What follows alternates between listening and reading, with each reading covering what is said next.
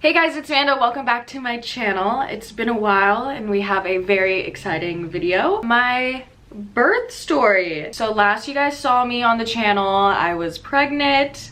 I had my baby. I was planning on doing like a birth vlog, but unfortunately things did not go anywhere near as planned. So that didn't happen, but I'm still gonna tell you guys how it went. It actually was a pretty traumatic birth, but you know, I'm here to share the story with you guys. Even though the birth was terrible, my baby is perfect and I'm so happy she's here. We're gonna be doing vlogs and all of that coming soon, but I wanted to first like do the announcement that baby's here, she's arrived. Here's the story. I'm excited to bring you guys along, but first let's dive in to how everything went down. So first of all, name. We named her Gaia Silver. I was obsessed with the name Silver, kind of a play on Steele, you know. We actually didn't name her until she was born. We had a few different names and we were gonna be like, okay, when we see her, we'll know. When we saw her, we knew her name was Gaia. So I'm like so in love with it now. And yeah, I think it's beautiful. She'll be in the vlogs, of course. And if you want to follow me on Instagram, I share some things, and TikTok, I've been doing a little bit of vlogs with her. So today on YouTube is here for the story. While I'm filming this right now, Francisco is here. I just said, will you pop in like and just say hi for a second? And he takes off his shirt. He's like, okay. All right, so he didn't really want to do the video with me, but I told him that I wanted him to hang out with me while we film it. But yeah, we went through it, didn't we, babe? Baby girl went through it the most. She ended up being born on her due date, exactly. The night before, she was born on March 11th, so March 10th at night. We were just like hanging out. I was feeling so pregnant, so uncomfortable. I was in pain for like multiple days. I had actually gone to the hospital 2 different times and then they sent me home. Who knows if that had anything to do with the tragic part of the birth. We still don't really have answers on what happened. But that night on the 10th, I was in pain for like a few days. I wasn't sure what real contractions were, but then that night I noticed that I would be in like excruciating pain and then it would like stop and I'd be fine. And so I was like, okay, these seem like these are real contractions. That's what they say. They say they come and go. So I got in the bath and I just kind of like chilled just to like relieve some pain, and I was timing them and the contractions were coming really fast. Like they normally say like when it's 5 minutes in between contractions, that's when you go to the hospital, and mine were like 2.5 minutes, like out of nowhere. So I was like, okay, it's time to go. Mostly not because of the contraction times, but because I was in so much pain. I was like, I'm not doing this. I already left the hospital. They sent me home when I was in pain and I'm like, no, I'm coming back. I can't do this. So the first time I went to the hospital trying to go before I actually went into labor, I felt like a little bit of my water broke. Like there was no gush or like anything. It wasn't dramatic at all, but I've heard that sometimes it like trickles out, like if there's like a puncture, you know, like just a little bit comes out. So that's what I thought, and I went in and they like tested it and I guess they said there was no fluid. So they sent me home that time, where now we think maybe that actually did happen because I ended up having like an infection, but who knows. So we're driving to the hospital. It's super late. This is like, it's just midnight. So, you know, it just became my due date. Thankfully, because I was in so much pain, there was no traffic. So we got to the hospital literally as fast as we possibly could. Once I was there, it was like I could not see straight. This is the thing. So I planned for my birth, delivery, whatever. I planned on whatever drugs necessary, needed, available was gonna happen. That's what I prepared for. I did not prepare for literally anything else, but just thinking everything was gonna be fine because I was gonna go in there, get the epidural, and I got it, which was a mistake. That's a mistake because you still have to deal with the pain for a while. I got an epidural at 1 centimeter dilated. So yeah, I was a baby because I didn't practice any like pain management skills before. So for the future, I would definitely learn how to like manage pain. Giving you guys advice, even if you do plan on getting an epidural, still like have some tools in your toolbox to cope, because it was way harder. And even when I got the epidural, there was like still times that I was in pain. Like I was still in pain like most of the time. Once I got the epidural, everything was great for me because I was in so much pain. So to have that relief was like really, really awesome. My mom was there, you know, we were ready to do this thing. I wanted to just like sleep if I could because I knew it was gonna take so long. So I slept through labor for however many hours, 10 hours, 10, maybe 12, I don't know. A long time that I was laboring, but I had pain management, so things were fine. I was trying to sleep most of the time. I wasn't dilating as fast as they wanted me to, so they had me use like the peanut yoga ball kind of thing and like get into different positions. And there were times where they would be like, oh, you need to switch sides. Like you can't lay on this side because the baby doesn't like it on this side. The heart rate is going down, like switch sides. So we were doing that for a little bit. And then there was one point where the heart rate had just like completely dropped. And this was super scary because, you know, the nurses came in, pressed a button, and then like a ton of people came into the room, and basically it was as if they were gonna wheel me away into a C-section. I was just like, I was about to cry because I was so scared of what was going on. But then the heart rate came back. So one of the doctors goes, this happens like at least once in every delivery. It's normal for heart rates back up. It's okay. So I was like, okay, I feel fine, feel better. A couple hours later, the heart rate had dropped again, and this time it was not coming back up. So they rush into the room again, and this is for real. We're going to a C-section. I was 7 centimeters dilated at this point, so you know, the pushing was going to come soon. So the nurses were like making the bed for the baby when this happened. And we did kind of some digging of like, you know, what the timeline was, why things happened, when things happened. And we noticed because Francisco had a video on his phone of them setting up the bed, and then it was like minutes later that the baby was born. So this happened like so fast here. My mom kind of like called out like, look at the heart rate, like it's back down. And so again, everyone rushes in. We're going to C-section now. This is for real. I'm like, I don't know. I hardly remember, like I remember things, but I remember things mostly because I had told myself to remember it, if that makes sense. Like there were specific things I would like kind of repeat to myself, so I like remembered them. But you busy having a baby, it's hard to remember. Yeah. Carrying a whole baby. No, and it was like so panicky and so fast. It was literally, everything was happening so fast. So basically during my labor, I was still feeling pain, and you know, turns out I had some sort of infection. I was getting a fever. There was like kind of problems for a while. The epidural did not feel like enough for me. At some point I had to come in and get more, but like I could feel my legs. I thought that when you got an epidural, like you just don't feel your legs at all. I knew some people can get like less epidural and they can like move their legs and whatever, but a full epidural, you like wouldn't even feel your legs. I like always felt my legs. I could almost move them. It depended on like if I just got a little bit more, then I couldn't move them. Baseline would be like I can move and feel. So when they're rushing me to the C-section, I'm like panicking because like you know that there's something wrong. Like the way that everyone's acting and no one's talking to you, like you know that there's something wrong, and it's happening so fast and it's so scary and there's so many people around. And you're alone. Yeah. Like we couldn't even come when they rushed you out. They were just like, stay here? Yeah. I tried to come. 2 minutes later someone came with the clothes, and then I rushed inside. So I'm kind of like hyperventilating and starting to cry, and they're just being like, you have to breathe, like your baby needs you to breathe. And then that's making me freak out more because I'm like, I can't control myself, and I don't want to, it's as if I'm gonna hurt the baby by not being able to compose myself. And then also I'm thinking like, okay, are they going to give me, they need to give me some medicine, right? Like I know I'm about to have a C-section. I know what that means. I know it means cutting through layers and layers of your body, and that you're awake for it. So there would have to be some sort of numbing of your body to protect you from feeling all of that. But yeah, no, they didn't do anything extra for me, just the epidural that I had, which I think if I didn't feel the bottom half of my body like how I thought epidurals would be, I think that would have been fine to have a C-section with. But I felt like my legs and everything, and like when they brought me to the operating room, like they had me get on the bed, like I like moved myself on, you know, like I was moving. Basically the doctor goes testing 1 2 3 and like tapping me with like a tool. I'm freaking out, like I'm like no, because I didn't realize how important it was at that time to get her out immediately. I was just absolutely terrified for them to just cut me open like that without any medicine.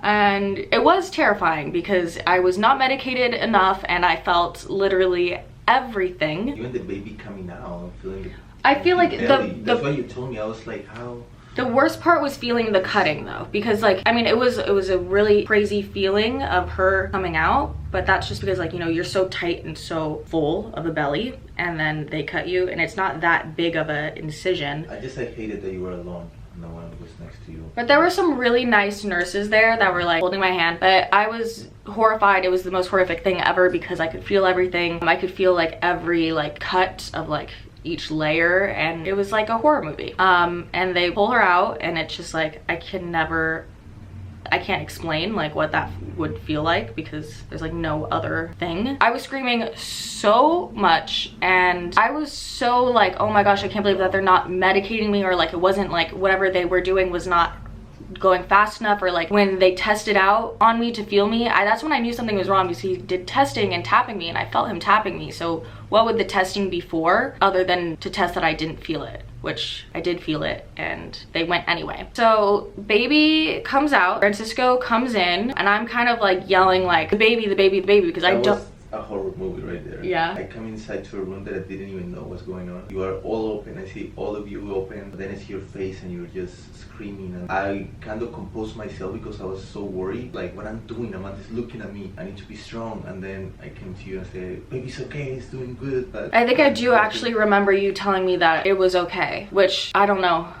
I don't know if I believed you. I maybe believed you because I wanted to, but you were so strong. I just saw your face and you were so worried that you couldn't move. So I realized the baby's not crying, and this is a long time. It's not even like, I mean, it's not a long time, but I knew that at this point, like, the baby should be crying. And I'm like saying like, oh, the baby, the baby, the baby, and like no one's saying anything to me, so I'm like horrified. And then Francisco tells me like everything's okay, but he's lying to me, and I'm like screaming. And then the doctor says, can you put her out? And I say like to the anesthesiologist, I was like, can you put me to sleep? You know, like I could not take it. And so they put me under, and then I woke up like hours later. Like I don't even really remember meeting my baby for the first time because there was so much drugs going on.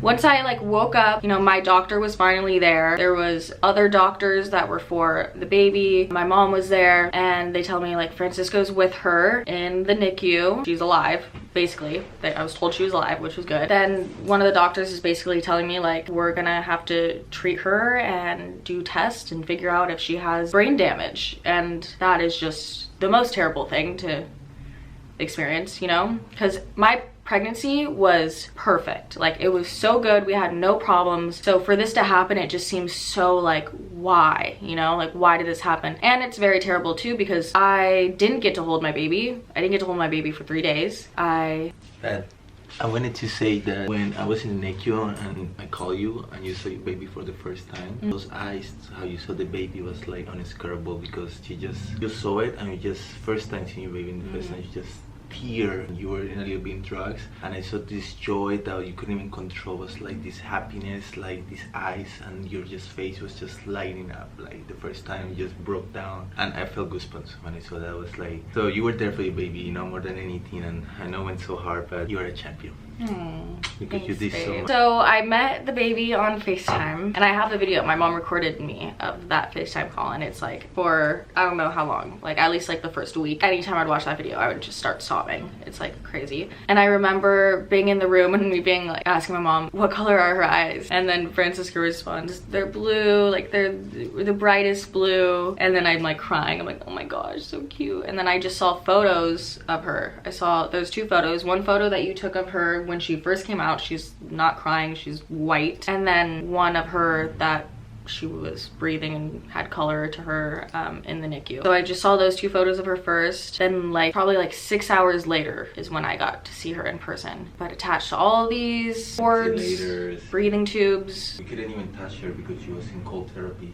Because she was not breathing for 3 minutes, they say. We don't know exactly, but like 3 minutes when she was born, that would cause damage to the brain. So the way that they treat that is with like hypothermic therapy. Basically, they bring her body temperature down like really low. They did it for 3 days, and so that's what we dealt with the first 3 days. We couldn't touch her because we couldn't make her warm. We had to keep her at that temperature. I mean, we could touch her like a little bit, but we couldn't hold her, you know? And it was the worst thing ever because you could tell that she was in pain. Like her eyelids were like flipping out. She was like crying so hard. They were, you know, pricking her with needles and pulling blood, and she was freezing cold. She was in so much pain that they would have to give her morphine like all the time because it was just like inhumane to cannot take that pain. Yeah, it would be traumatizing. Like I feel like there's a way she would remember that if she was not put out of the pain. That was really, really terrible. And then I was also recovering from a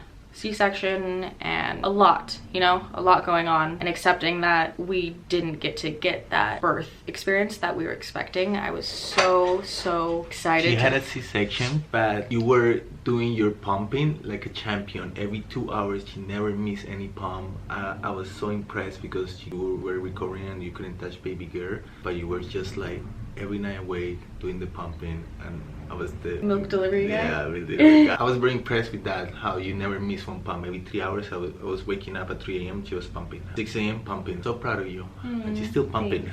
Still pumping. I didn't have a baby to take care of, so I was just working on like getting my milk to come in. So I would pump like every 2 to 3 hours, and Francisco would go and take the milk to the NICU. We have a ton of extra milk in our freezer from the NICU because she wasn't eating for the first 3 days at least. She just had like a tube. We were just feeding her sometimes with a little like cotton swab. We would put some of the colostrum in her mouth. It was so sad, but it was like definitely a special thing that we got to do because we couldn't experience her fully. She was in the NICU for a total of 6 days. We finally got to take her home after that. After she came out of the cold therapy and then she was normal temperature, she was breathing fine without any assistance. The final day, an MRI, right? An MRI to check the brain. They were checking to see if she had any like seizures, because that's common for like a brain injury. She didn't have any seizures, so that looked good. And then the final day they did an MRI to check her brain and see if there's anything wrong there, and everything came back clear. She passed the hearing test. She looked good and we were able to go home. But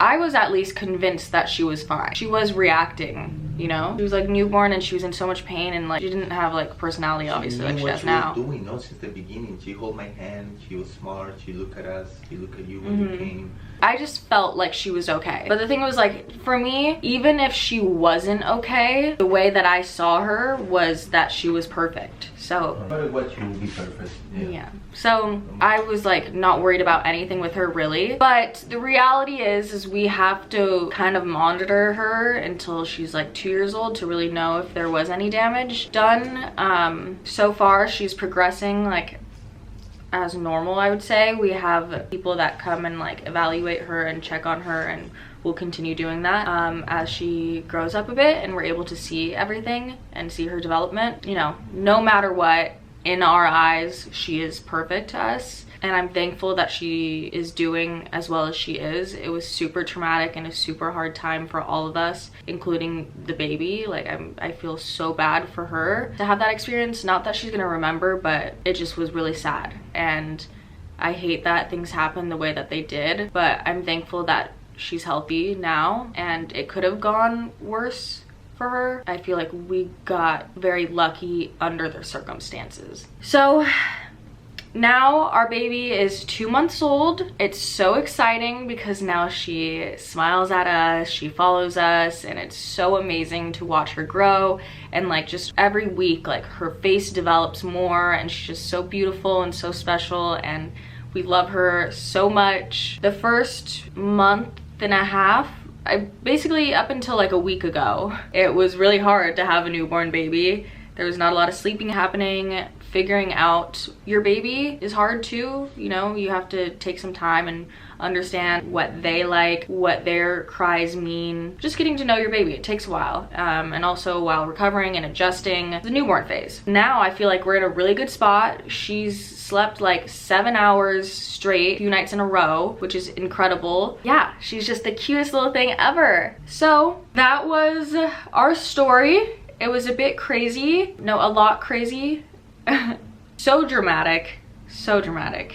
You know, I am so sad I didn't get to like hold her when she was born, but Francisco really wished he could have cut the cord. At least we have her now, and like I appreciate every moment with her, and I don't feel like I'm lacking any connection with her because we didn't have that, you know? It's like I said this to him where I was like, I wonder what difference it makes that we didn't get to do skin to skin right away, because they say, oh, it's so important to do skin to skin as soon as they're born, and we didn't get to do that. But I feel like so connected to her and so close to her and so bonded with her that the connection is stronger now, because we saw her eyes and how hard she fought for all of us. Yeah, it was so definitely a extra bond that we all have for like going through that, like as a family. That was a lot to like go through, and it wasn't just like a normal like, oh, like happy birth. Like it was really, really sad and tragic and hard. So it just kind of like makes us like stronger that we experienced this together. But yeah, that's like so much information, so heavy too, to now just be like, thanks for watching, bye. But I hope you guys enjoyed this video. We'll be back with some more vlogs and a little bit happier vibes of our day-to-day life. Let me know what kind of videos you want to see down below. If you want to see like any specific like baby related videos, I'll do that. And yeah, thanks for watching, bye.